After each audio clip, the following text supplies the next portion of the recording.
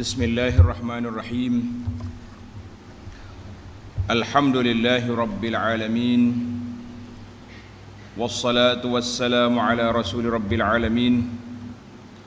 Nabiyyina wa habibina wa qudwatina Muhammad ibn Abdullah wa ala alihi wa sahbihi wa man sar ala nahjihi wa ihtada bihadihi wa istanna bisunnatihi ila yaumiddin. Amma ba'd. Alhamdulillah, pada pagi Jumaat yang ceria, pagi Jumaat 12 Syaban 1442 bersamaan dengan 26/3/2021, kita dapat meneruskan pengajian kita dalam tafsir surah Al-Kahfi. Surah Al-Kahfi, surah yang ke-18 dalam juzuk yang ke-15.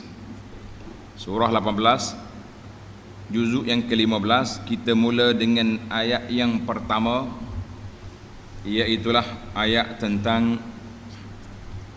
pujian Allah Azza wa Jalla kepada Dia, dan juga Allah yang menurunkan Al-Quran kepada hamba-Nya dengan sifat Al-Quran itu yang telah disebut oleh Allah Azza wa Jalla.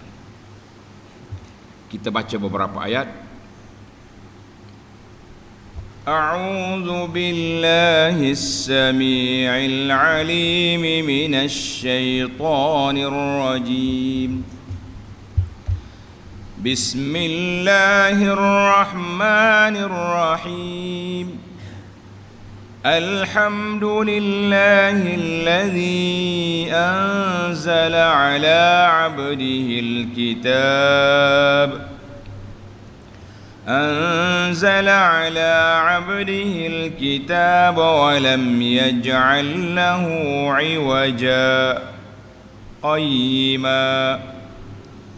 قيما لينذر بأسا شديدا من لدنه ويبشر المؤمنين الذين يعملون الصالحات أن لهم أجرا حسنا ماكثين فيه أبدا.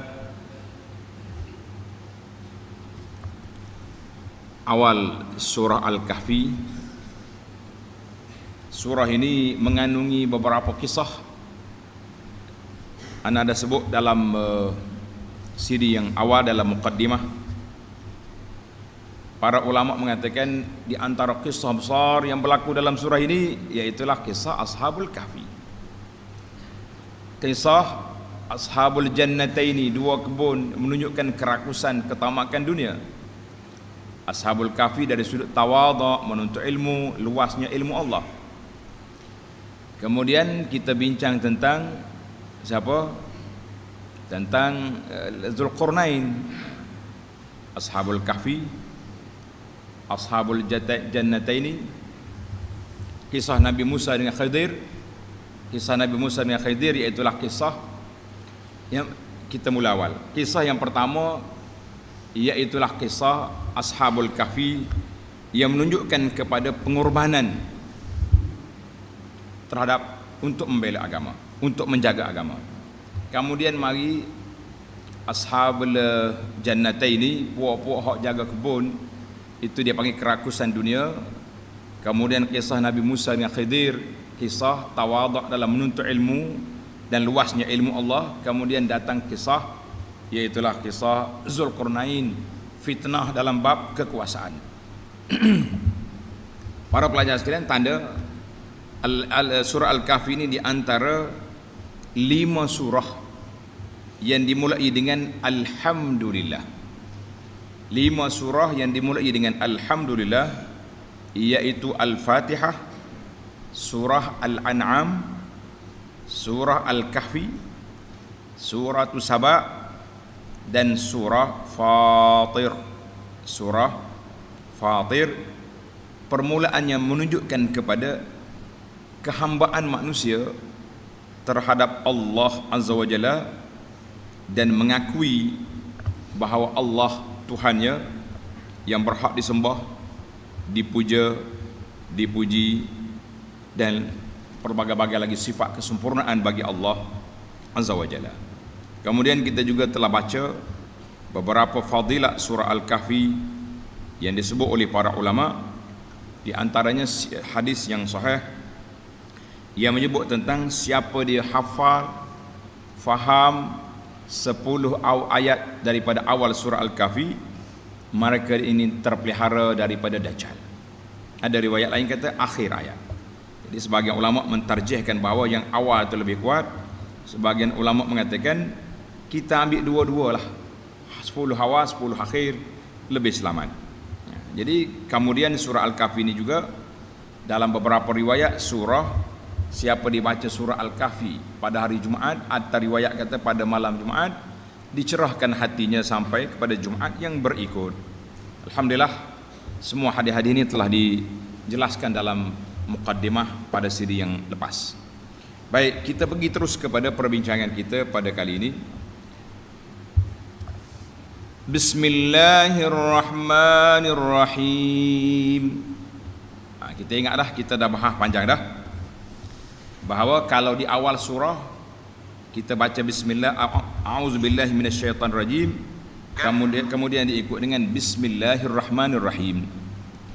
Kalau di tengah-tengah surah memadai dengan kita baca ta'awuz, a'udzubillahi minasyaitonirrajim terus kepada ayat, itu pun ada perbahasan para ulama.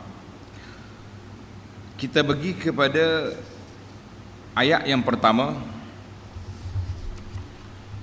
Alhamdulillahilladzi anzala ala 'abdihil kitaba wa lam yaj'al lahu 'iwaja. Segala puji tertentu bagi Allah. Mana segala pujian-pujian, segala pujaan-pujaan itu, alhamdu, kata di ulama tafsir, wasful mahmud bil kamal mahabbatan wa ta'ziman. Wasful mahmud makna pujian yang sangat dipuji dengan kemuliaan, dengan penuh kemuliaan, mahabbatan wa ta'ziman, sebagai cinta kita kepada Allah dan mengagungkan Allah Azza wa Jalla. Ada juga ulama kata alhamdulillah dengan makna as-sana'u alaihi, kita puji Allah Ta'ala dengan sifat-sifatnya yang semuanya sifat yang mulia bagi Allah, dengan segala nikmatnya yang zahir dan yang batin. Nikmat dia beri kepada kita agama Islam, dan nikmat dia beri kita hidup atas dunia dengan rezeki-rezeki yang banyak. Maka di antara nikmat besar yang Allah anugerahkan, yang kita kena puji Allah Azza wa Jalla, iaitulah inzaluhu al-kitab al-azim. Allah Ta'ala turunkan kitab yang agung kepada Nabi kita Muhammad sallallahu alaihi wasallam, yang menjadi panduan kepada kita sepanjang hayat dan juga sampai ke akhirat. Jadi alhamdulillah, alhamdulillah itu segala kepujian bagi Allah Azza wa Jalla, yang segala puji tertentu bagi Allah. Makna pujian ini khas untuk Allah Azza wa Jalla. Allah mana? Ini baru kita ni. Ni berebut nak tulis kalimah Allah tapi tak beriman kepada Allah. Kita kata ini masalah. Allah yang telah menurunkan kepada hamba-Nya, man hamba dia, iaitulah Nabi kita Muhammad sallallahu alaihi wasallam. Dalam surah Al-Isra yang lepas, kita telah bincang tentang maqam al-ubudiyah.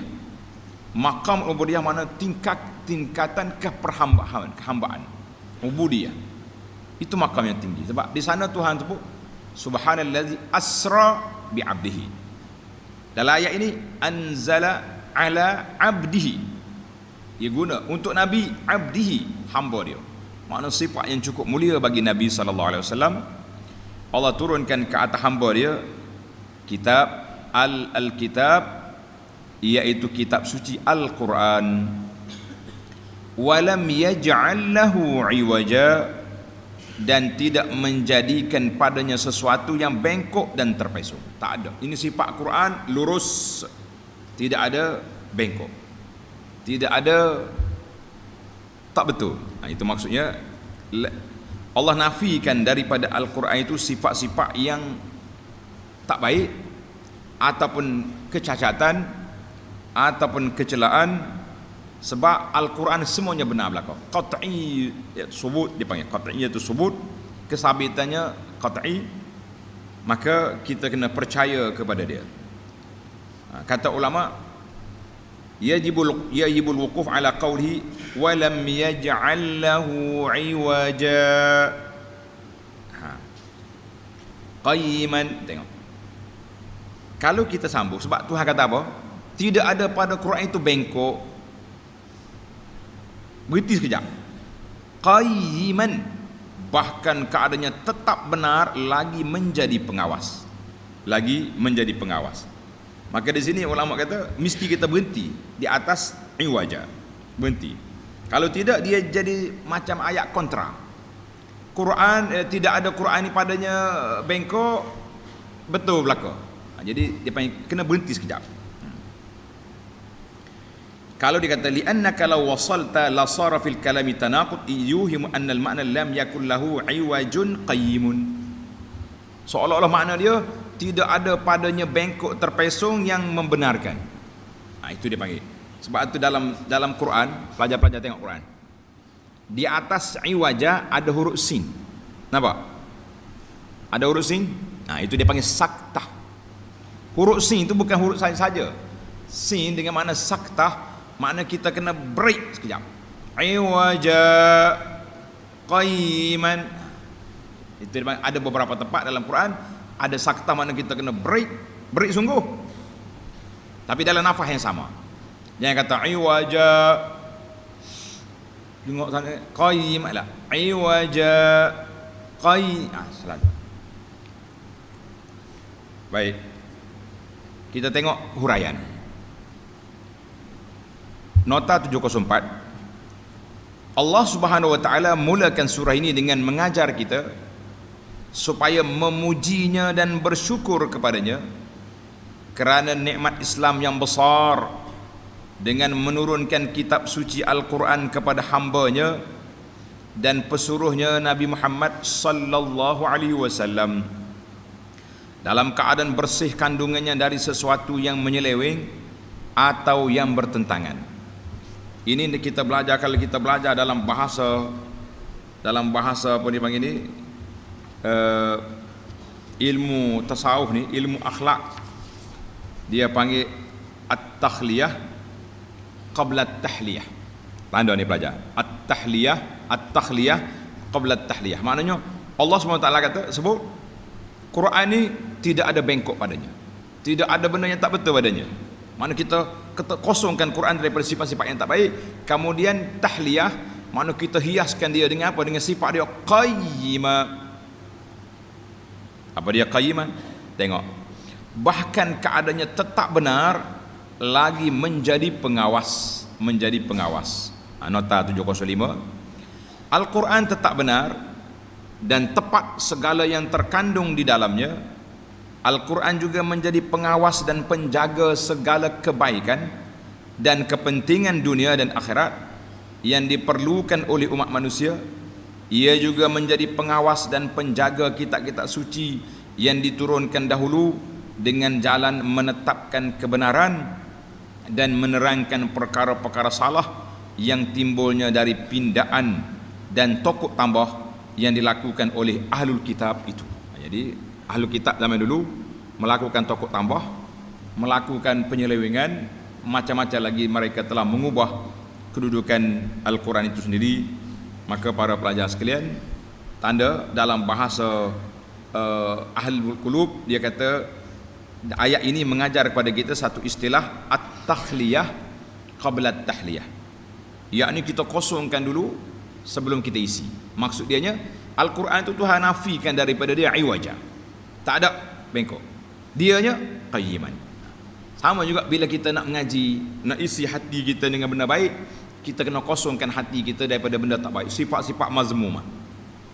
Dalam kitab Penawar bagi Hati, Syekh Abdul Qadir, dia mula dengan 7 anggota zahir sebagai pintu masuk pada hati yang merusakkan, kemudian dibawa 10 sifat mazmumah yang mesti dia buang. Kemudian diikuti dengan 10 sifat mahmudah yang mesti kita bawa untuk apa? Untuk menyatakan untuk menghiasi hati kita. Maka istilah di at-takhliyatu qabla at-tahliyah. Baik, kita pergi pada ayat kita. Liyunzira ba'san syadidan min ladun. Turunnya Al-Quran, tanda. Tadi sifat Quran, sifat dia qayyiman.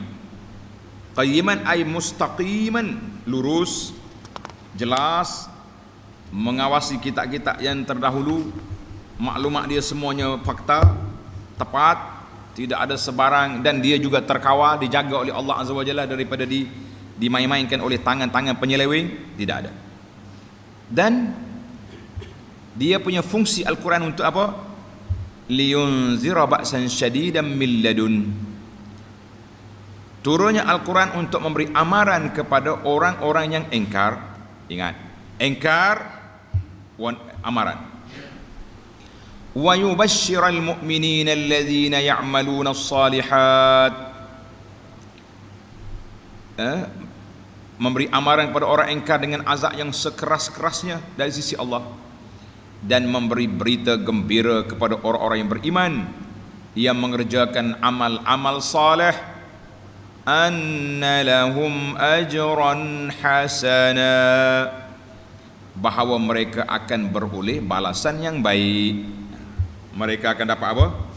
Dapat balasan yang baik. Jadi kita dua atas dunia ni, sama ada kita nak balasan baik atau kita nak balasan yang buruk. Maka dalam ayat ini Allah sebut ajra. Mana ajra? Balasan. Kalau kita guna bahasa ajrun dengan makna upah. Dengan makna upah. Mana orang kerja boleh upah. Orang buat benda baik, Tuhan bagi pahala. Orang tak panggil upah dalam dosa pahala ni, dia panggil pahala. Itu bandingan Tuhan buat kepada kita. Maka dalam ayat ini para ulama mengatakan tanda pelajar.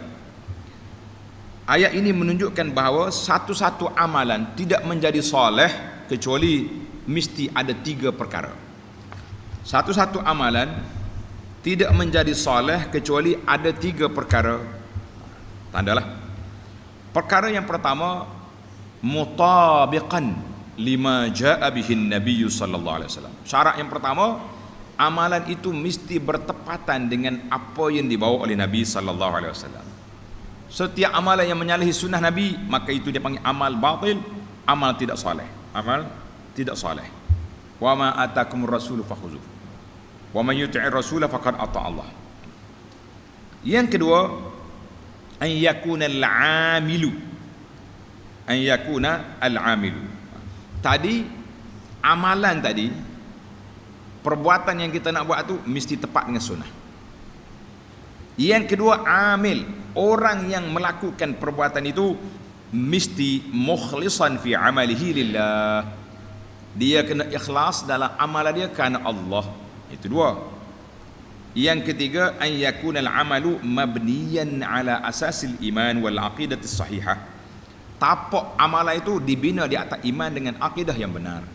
Kalau dia kafir, tidak Islam, saya buat ni lillahi ta'ala, dia kata ikut sunnah Nabi, tak jadi, tidak jadi amal soleh. Sebab apa? Sebab dia tidak ada akaun, belum buka akaun untuk menerima, menjadikan amal dia tu soleh. Kita kata baik dia buat tu, tapi tidak soleh untuk nilaian Allah Azza wa Jalla. Ada dulu biasa kita sebut syarat qabul amal 2, ikhlas dengan mutaba'ah. Satu, yakni syarat amalan tu sendiri nak jadi soleh mesti mutabik, bertepatan dengan sunnah, pelakunya mesti ikhlas, dan tapak amalan itu di atas iman kepada Allah Azza wa Jalla. Baik, alhamdulillah para jemaah sekalian, kita pergi kepada ayat seterusnya. Makithina fihi abada. Makithina fihi abada, yakni mereka yang beriman itu, mereka yang beriman itu mendapat pahala, ajrun, ganjaran daripada Allah Azza wa Jalla yang telah disediakan. Allah janji a'datul ibadil mu'min, Aku telah sediakan kepada hamba-Ku yang beriman syurga yang tak pernah ditengok oleh mata, tak pernah dipikir oleh otak, tak pernah dilihat oleh didengar oleh telinga, kan? Abada ay bila zawalin walan qita. Balasan dianya tak akan hilang, tidak akan putus. Ini yang dikatakan nikmat syurga abadi. Nikmat syurga abadi selama-lamanya. Nikmat neraka, ulama Ahlussunnah kata abadiyun. Ada sebahagian mengatakan boleh hilang. Kita kata wallahu alam, kita pegang dengan nas Al-Quran. Baik, kita pergi kepada ayat yang keempat. Ini fungsi Al-Quran lagi. Jadi fungsi dia yang pertama, mubasyiran, naziran, wa yunziral ladzina qalu ittakhadallahu walada. Dan juga Al-Quran itu memberi amaran kepada orang-orang yang berkata Allah mempunyai anak. Allah, na'udzubillah. Tengok nota di bawah 706. Yakni sebagaimana yang didakwakan oleh kaum musyrik Arab. Ia mengatakan bahawa malaikat itu anak Tuhan. Kepahaman pokok musyrikin Arab, oleh kerana dia benci ke anak perempuan, tak mau anak perempuan, dia kata dia nak anak laki-laki je, anak perempuan bagi ke Tuhan. Siapa dia anak perempuan Tuhan? Malaikat. Dan kaum Nasara, Kristian, ia mengatakan bahawa Nabi Isa anak Tuhan. Dan kaum Yahudi, ia mengatakan bahawa Uzair anak Tuhan. Na'udzubillah. Subhanallah. Ta'ala Allah amma yaqulu zalimuna uluwan kabira. Maha suci Allah daripada tuduhan-tuduhan pokok segala jenis kafir ni. Arab kata malaikat, Nasara kata Isa, Yahudi kata Uzair. Kita pengikut Nabi sallallahu alaihi wasallam, umat Muhammad ni, kita kata siapa dia? Semua mereka itu iaitulah hamba-hamba Allah. Malaikat hamba Allah, Isa hamba Allah dengan Nabi, dengan Rasul, kan? Uzair hamba Allah. Kenapa kita nak naik derajat sampai kepada lebih daripada yang Allah Ta'ala tidak berikan kepada mereka? Baik. Al-Quran memberi amaran kepada golongan yang mana yang mengatakan Allah ada anak. Ma lahum bihi min ilmin wala li abaihim kaburat kalimatan takhruju min afwahihim in yaquluna illa kadhiba. Sebenarnya mereka tiada mempunyai sebarang pengetahuan mengenainya, cakap saja ya. Macam kumpulan hari ni yang nak guna kalimah tulisan alif lam lam ha ni kepada Tuhan dia. Jadi ada negara-negara membenarkan, dan di Malaysia ni kita ada undang-undang yang tersendiri. Perbincangan-perbincangan, setiap negeri dia ada sultan, ada yang di-Pertua Negeri di bawah kuasa yang di-Pertuan Agong. Jadi mereka ada hak untuk menyekat kebebasan ni. Kita kata nak bebas, biar bebas. Tapi sakit hati kita tengok kalimah Allah duduk di tempat syirik. Kenapa? Allah, kita belajar akidah. Allahu qul huwallahu ahad, Allahus samad, lam yalid wa lam yulad. Tiba-tiba ada anak. Guna kalimah lain lah. Tak usah guna kalimah Allah. Allah ni kalimah yang suci untuk kita. Polemik ni tak habislah, ada pro kontra, tapi kita lebih cenderung kepada kumpulan yang mengatakan tidak perlulah puak-puak dia guna kalimah Allah. Alhamdulillah. Baik. Sebenarnya mereka itu tiada mempunyai pengetahuan mengenainya, kata ya. Dan tiada juga bagi datuk nenek mereka besar sungguh perkataan, kaburat kalimatan takhruju min afwahihim, besar sungguh perkataan syirik yang keluar dari mulut mereka. Mereka hanya mengatakan perkara yang dusta. Memang dusta. Tengok nota di bawah 707. Dakwaan kaum kafir yang mempersekutukan Allah dengan anak pinak itu sebenarnya tidak berdasarkan sebarang pengetahuan, hanyalah rekaan yang dusta yang berlanjutan dalam kalangan mereka turun-temurun.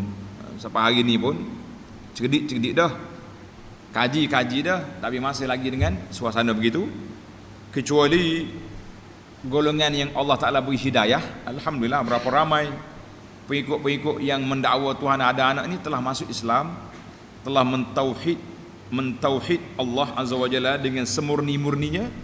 Bahkan mereka pula berdakwah menggunakan pengalaman-pengalaman yang lalu untuk mendakwah orang-orang yang masih lagi berpegang dengan Tuhan ada anak ini. Kita kata jazahumullahu khairah, Allah lah balaslah jasa baik kepada sahabat-sahabat kita yang dulunya agama lain kemudian masuk Islam, dan mereka berdakwah kepada kaum dia, kepada bangsa dia, kepada orang yang masih berpegang dengan pahaman-pahaman lama yang ada. Sebab kata orang yang ada di situ dia tahu apa yang orang pernah masuk dalam rumah tu, dia tahu apa di situ. Kita yang belajar kat luar ni lain sikit kan?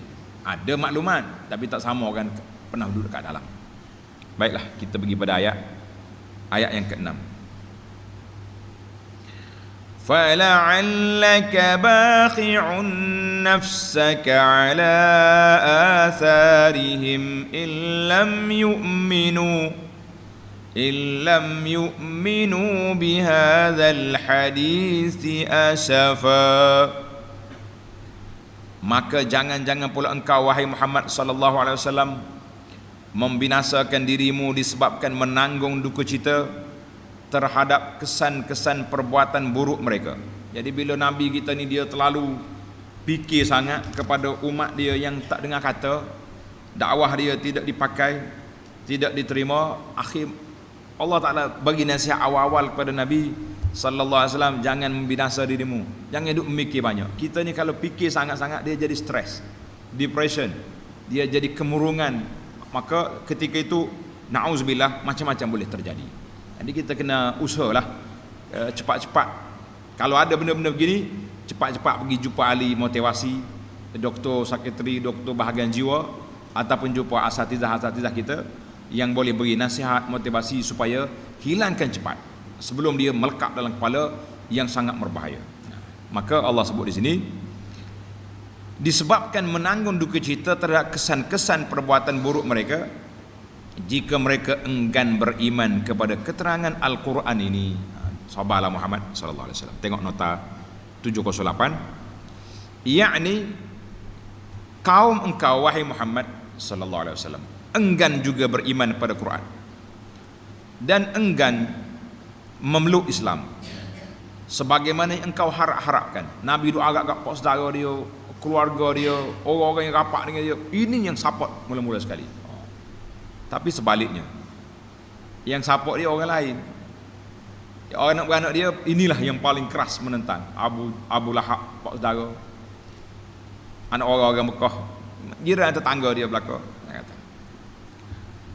Tapi mereka menentang. Maka janganlah engkau membinasakan dirimu dengan menanggung duka cita terhadap mereka. Kita kena ada perasaan sedih, tapi jangan duka cita, jangan stres sampai peringkat membinasakan diri. Tugasmu hanya menyampaikan perintah Allah, dan Allah jualah yang memberi hidayah petunjuk pada siapa yang dikehendaki. Yang di beberapa kali dah kita duk bincang tentang kuasa hidayah ni. Kuasa siapa?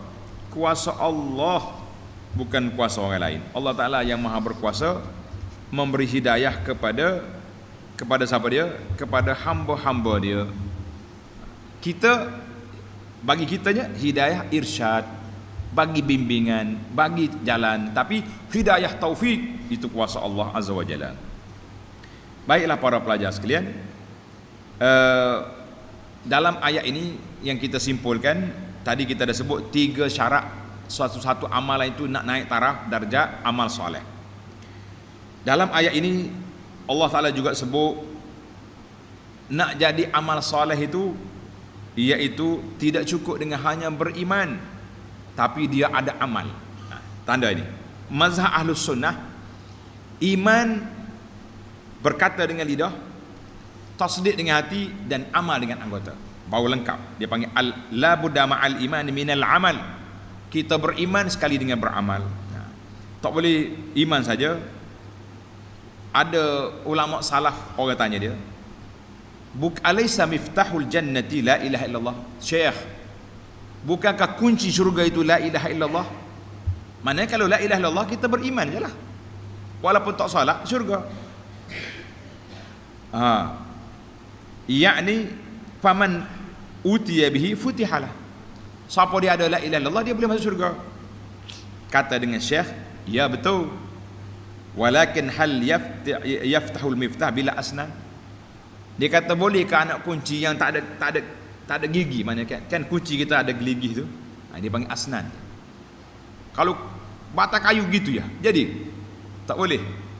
Maka maksud dianya miftah tu mesti ada syarat, ada bentuk dia. Makna kata la ilaha illallah, tapi muqtada la ilaha illallah tu mesti dilakukan, baru dia jadi miftah, jadi kunci.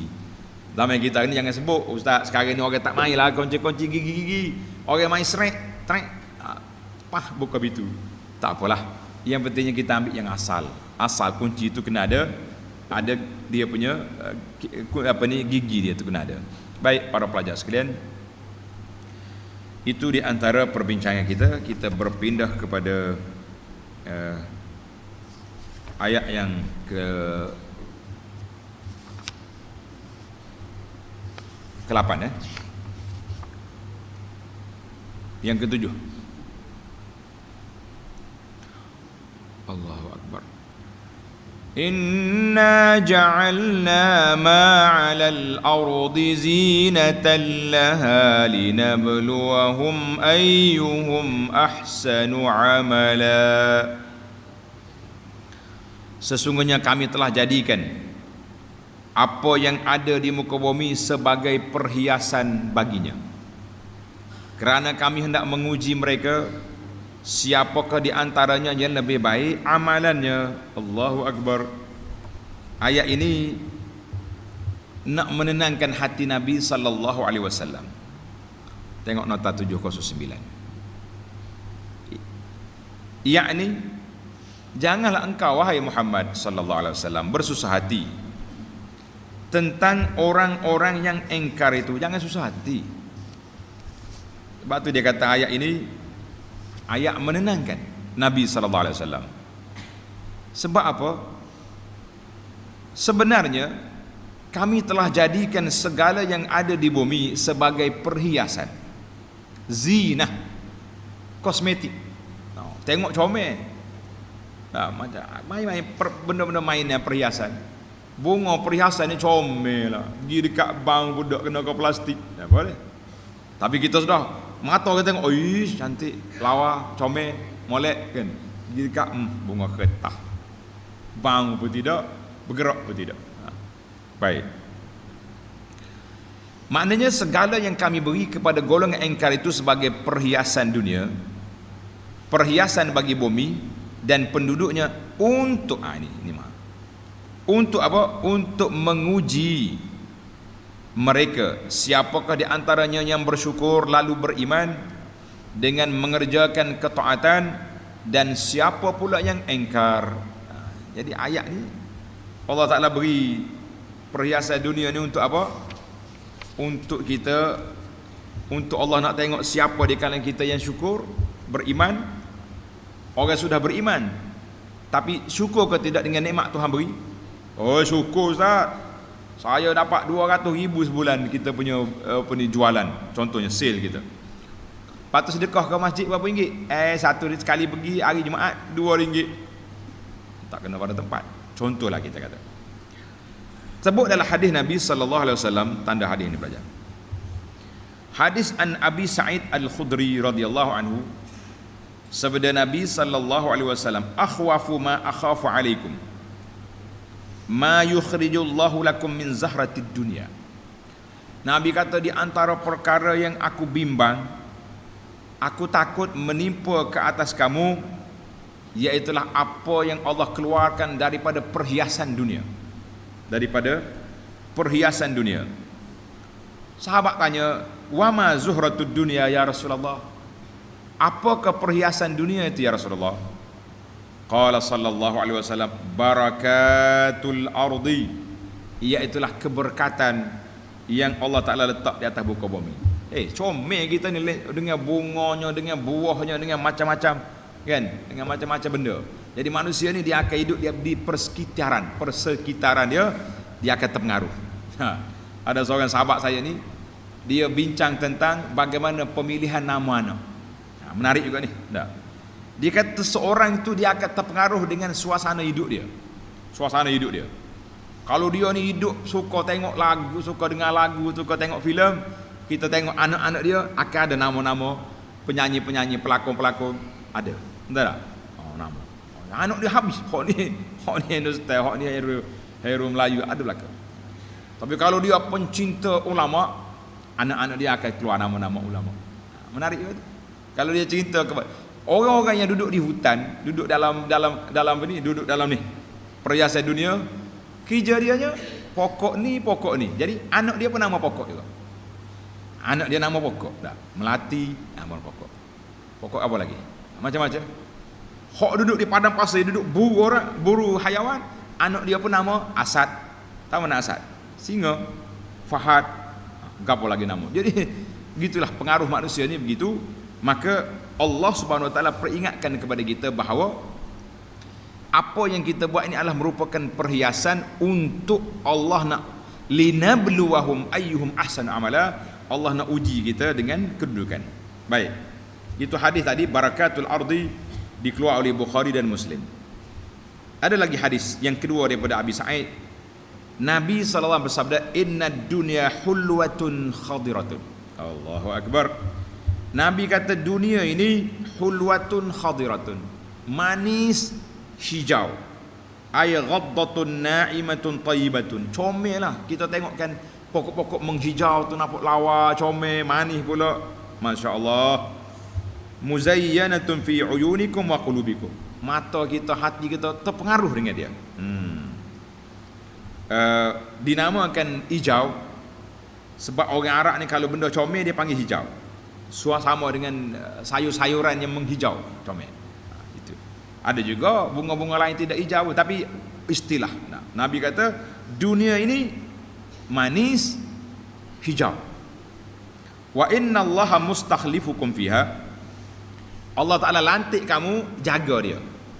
Mu jaga dunia ni. Kita dapat kebun, dapat macam-macam. Fayanzuru kaifa ta'malun. Allah nak tengok apa yang kamu buat dengan dunia aku beri kepada kamu. Maka Nabi pun ingat, fattaqud dunya, naklah kamu takut daripada fitnah dunia. Wattaqun nisa, dan takutlah fitnah yang datang melalui wanita. Kita dengar laki-laki dengan wanita ni begitulah, kan? Dia ada magnet situ. Orang perempuan pun ingat fitnah laki-laki. Fa inna awwala fitnati bani Israil kanat fin nisa. Fitnah yang menimpa merusakkan Bani Israel datangnya daripada lorong wanita. Hadis ini dalam Muslim. Allahu Akbar. Dalam hadis Hakim bin Hizam, Nabi SAW bersabda, innal hadzal mal khadiratun hulwatun. Balik. Nabi kata harta-harta ini, hati-hati kamu semua, harta kamu ini khadiratun hulwatun, hijau manis. Tadi manis dengan hijau. Hadis dalam Bukhari Muslim. Baiklah para pelajar sekalian, Allah kata apa? Tujuan aku beri perhiasan dunia ni linabluwahum ayyuhum ahsanu amala. Allah nak tengok siapa di kalangan kita orang yang baik amalannya, bagaimana dia dengan dunia. Baik, kita pergi pada ayat yang terakhir dalam siri ini. Wa inna laja'iluna ma 'alaiha sa'idan juruza. Dan sesungguhnya kami akan jadikan apa yang ada di bumi itu punah ranah sebagai tanda tanah yang tandus, yakni tengok nota di bawah, yakni semuanya itu pada ketika hampir kiamat kelak akan punah ranah habis. Bila mari kiamat, punahlah benda ni. Yang kekalnya amalan kita, yang kekalnya akidah kita, yang kekalnya iman kita. Inilah yang menyelamatkan kita dunia dan menyelamatkan kita di akhirat, insya-Allah. Maka kita fahamlah di sini para jemaah sekalian, perhiasan dunia Tuhan beri untuk apa? Nak uji kita. Siapa yang ambil dunia ini dengan tangan dia tapi tidak melekat di hati, maka itu nama dia orang zuhud, orang ini akan selamat. Tapi siapa dia telan dunia, sekali dengan dunia dia telan masuk dalam perut dia, hati dia terikat dunia, tomok sana sini, dengki dengan orang kerana orang tu lebih baik pada dia, maka kita mengatakan ini di antara perkara yang cukup menakutkan kita para jemaah sekalian. Kita takut. Sebab apa takut? Sebab bila kita duduk macam ni, kita akan jadi manusia yang apa? Yang tidak baik. Sebab itulah kata di para ulama, dia kata kita ni, kita kena tengok dengan tawaduk. Tengok dengan tawaduk. Kalau kita tengok orang tua, kita kata apa? Dia lebih baik pada saya sebab dia hidup lama, ibadat dia sudah banyak. Kita pun tawaduk, kan? Tengok kanak-kanak. Oh, adik lebih baik pada saya sebab adik ni muda lagi, belum banyak buat benda baik, jangan buat benda maksiat. Artinya setiap orang yang kita tengok, kita letak dia lebih baik pada kita. Sama juga bila kita tengok dunia, kita kata dunia ini kalau dia orang baik, orang soleh, maka dia akan gunakan dunia ini, kemewahan yang dia ada untuk benda-benda baik. Tapi kalau dunia ni duduk di tangan orang yang tak baik, orang tak soleh, dengan rasuahnya, dengan ribanya, dengan penipuan, dengan segala dengannya, kita kata dunia yang dia miliki hari ini sekejap dan terlalu sedikit nak banding dengan azab di akhirat, maka kenapa aku nak dengki dengan dia? Subhanallah. Dua sifat ini menjadikan kita orang yang zuhud, orang yang sabar. Manakala tengok orang ni baik, dia boleh dunia, kita kata hak dia dapat ni kecil nak banding dengan hak dia dapat di akhirat. Kalau dia tak baik boleh dunia, kita kata sementara je tu, sampai di akhirat esok dia kena azab, dunia ni tak pakai kerja, orang panggil tak ada nilai apa di sini. Allahu Akbar. Tamatlah kita perbincangan awal surah Al-Kahfi. InsyaAllah kita akan sambung lagi dalam siri yang akan datang. Bermulalah episod apa? Episod cerita Al-Kahfi, cerita pemuda-pemuda yang tidur lama dalam gua, InsyaAllah dalam siri yang akan datang. Subhanakallahumma wa bihamdika, asyhadu an la ilaha illa anta astaghfiruka wa atubu ilaik. Wa sallallahu ala nabiyyina Muhammadin wa ala alihi wa sahbihi ajma'in walhamdulillahi rabbil alamin.